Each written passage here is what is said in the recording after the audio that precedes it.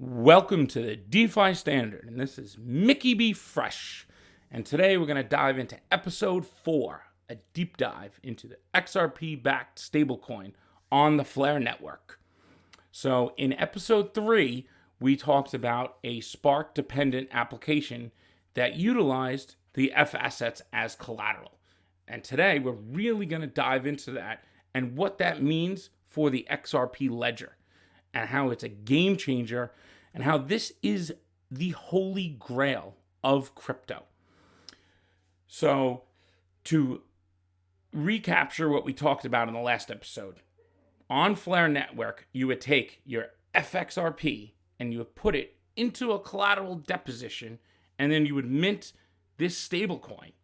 And now this decentralized stablecoin will be pegged to fiat, and then it can be brought over to the XRP ledger trustlessly, and then traded on the XRP ledger DEX with XRP. And now this is the one thing the XRP ledger has not been able to do. For the past 8 years, XRP has had to trade against other centralized IOUs that were issued by different gateways. And it hasn't had another decentralized asset to trade against. So now with this application on FLR, it allows for that decentralized asset to come over and trade on the XRP ledger DEX. Now, this is an evolution of David Schwartz's stablecoin proposal. And if you have seen that, the one thing David Schwartz talked about was the need for price feeds. And that's what the FLR time series oracle allows, to bring over trustless, decentralized, accurate price feeds.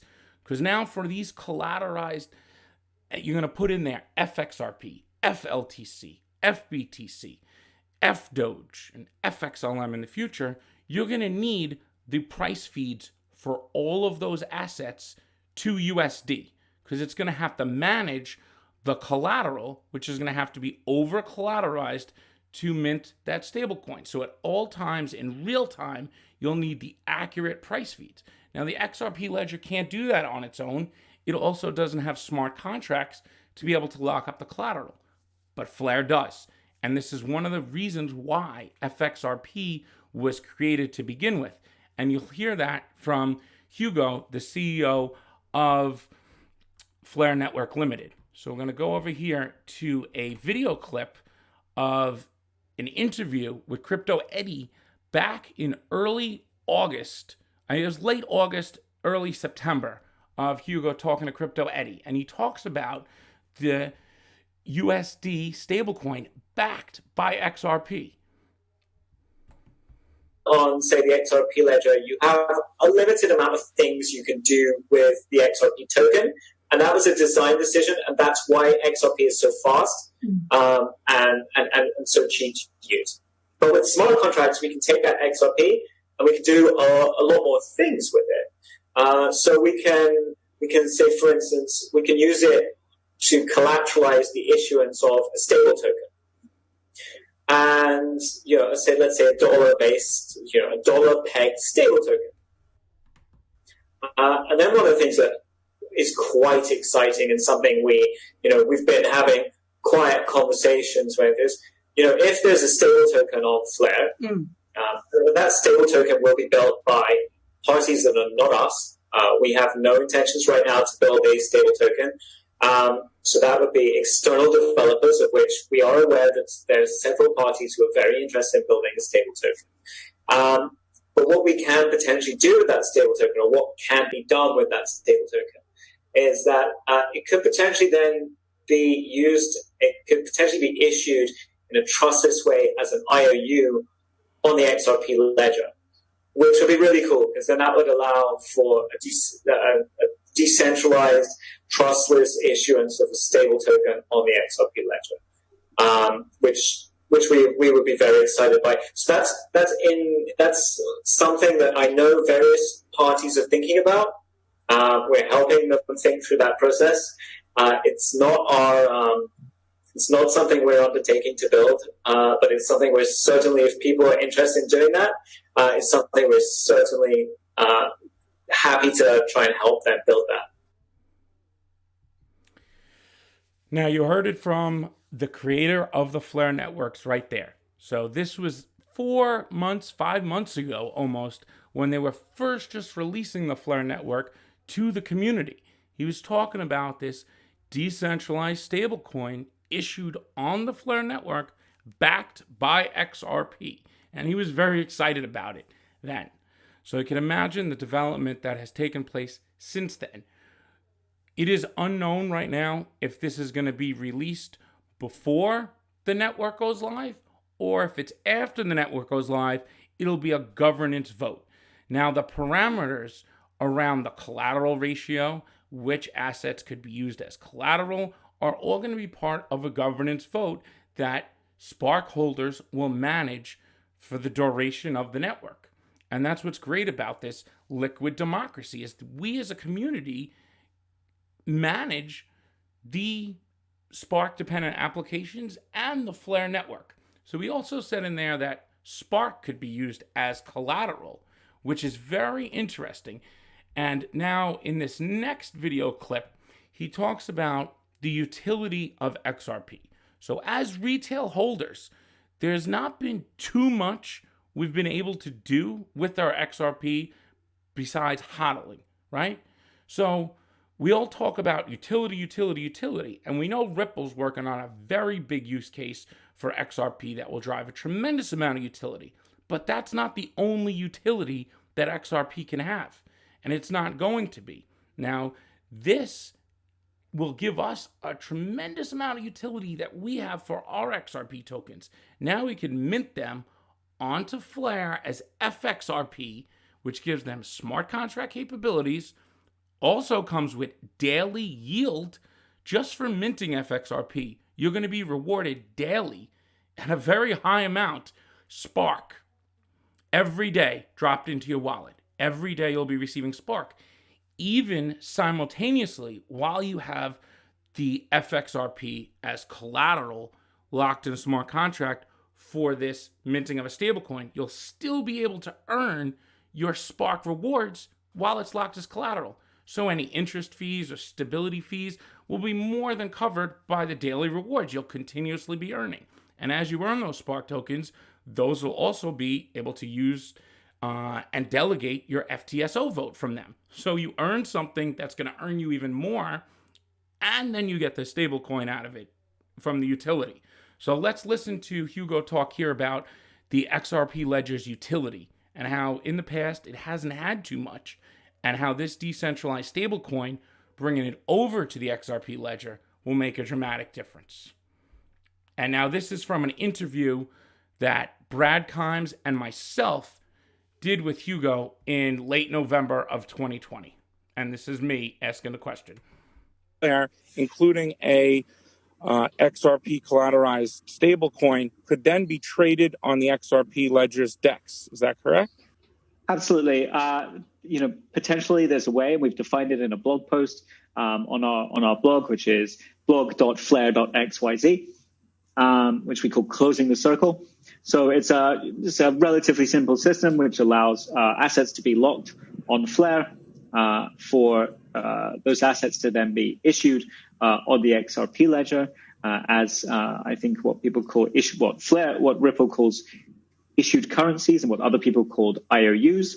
And then if people extend trust lines to them, which I believe they will, then it will allow it to be passed around on the XRP ledger and traded on the XRP DEX.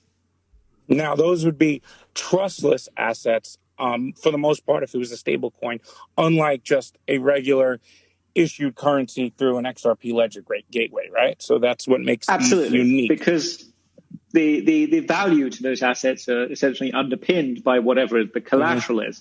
And that collateral could be fxrp, which is, of course, the that is your XRP that's been put onto FLR, or and put onto FLR trustlessly, or it could, of course, be collateralized by a Spark or any other token that is trustlessly issued on the FLR network. So that would be underpinned trustlessly, and the only things you need to actually trust are the networks themselves and the smart contracts. So this truly is the most decentralized stablecoin you could possibly create, because there is nobody that you need to actually trust. You just need to trust the FLR network, and then if you bring it over to the XRP ledger, you're just trusting the XRP ledger's protocol. And this is the holy grail of crypto. And it's been talked about in the past. You're taking the value of all these assets that are just being hodled, BTC, XRP, Litecoin, and then you're unlocking that value to create a stablecoin that has the same unit of account as CBDCs, Tether, USDC, or it could be pegged to another fiat currency. I mean, we're just assuming, since USD is the most used, that that would be ideal here now. And bringing this over to the XRP ledger allows for XRP then to trade against another decentralized asset. Because in the past 8 years, the XRP ledger's DEX has not had the liquidity, has not been utilized to its fullest capabilities, because it doesn't have another decentralized asset to trade against. And now this is the evolution of David Schwartz's proposal. You have the most accurate price feeds coming in. You have the smart contracts locking this up. You have the parameters set by the governance, which is the community and the Spark holders. You could also use Spark as collateral in here, he said. That's very interesting too. So now these two assets that we're going to have, we have XRP already. We're going to be airdrop Spark. We're not going to just be able to earn with these assets. Then we're going to be able to utilize them and earn simultaneously, and then get a stablecoin from it and be able to maybe use that in decentralized derivative application or a DeFi application, FLR Finance. So this is like a Lego block that could work with the FLR Finance DeFi protocols or other protocols that get built. Now, Hugo said that it's not FLR Limited who's building this. So who is it that is building it? He said it's fairly simple to build because all the parameters, everything's right there ready to go. So let's take a look at one more video clip here. This was from the original interview with Crypto Eddie, right at the end. And you make of this what you like. And this is Hugo talking about the building of lending of XRP, which basically you're going to be lending XRP to this Spark-dependent application and using it as collateral. You know, we've had conversations with various partners, including, Spring, and one of the use cases that we know that they're interested in is, people being able to essentially lend XRP. Now, that is, not on the RippleNet side. We must clarify that. It's definitely, we're not talking about the lending of XRP on RippleNet, but we are talking about the lending of XRP in a decentralized smart contract environment. Right. And that's one of the core reasons why we built FXRP, is that we're in the process of building FXRP, is that, once you have essentially XRP on FLR, you can then lend that out in the ways that DeFi has sort of allowed that to exist. And, we've had conversations with various partners.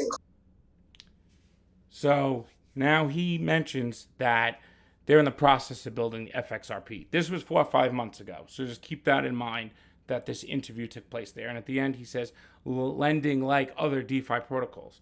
So this stablecoin that I'm describing here is similar to, say, MakerDAO on Ethereum, where they used Ethereum as collateral and then issued DAI, the stablecoin. But on Ethereum, you have all the gas fees. You have the delayed settlement, which allows front running. And you have the FLR network, which is very different from Ethereum, which is going to be built. This is going to be a foundational component of the FLR network, this collateralized issuance, and then of a stablecoin in a decentralized way. But it's not going to be just backed by Ethereum. It's going to be able to be backed by all these F assets and Spark that are coming over. So as you bring over all this trapped financial energy, now you allow it to get unlocked in the issuances of a stablecoin. And then you bring it over to the XRP ledger and you boost the liquidity. That's how the XRP's ledger, which is a built-in exchange, a decentralized exchange. So we see how the Robin Hoods